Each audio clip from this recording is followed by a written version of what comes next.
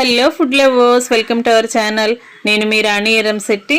Friends, daily idli dosa చేసుకోవాలి అనుకుంటే ఎక్కువగా పని అనేది ఉంటుంది కదా, శ్రమ అనేది ఎక్కువగా అనిపిస్తుంది. పప్పు నానపెట్టి కడిగి రుబ్బి ఇడ్లీ రవ్వ కడగటం, బియ్యం కడగటం, రుబ్బటం, అదంతా కూడా ప్రాసెస్ అనేది ఎక్కువగా అనిపిస్తుంది. అంతేకాకుండా డైలీ ఇడ్లీ దోశ పెడుతూ ఉంటాం కదా, పిల్లలకి బోర్గా అనిపిస్తుంది.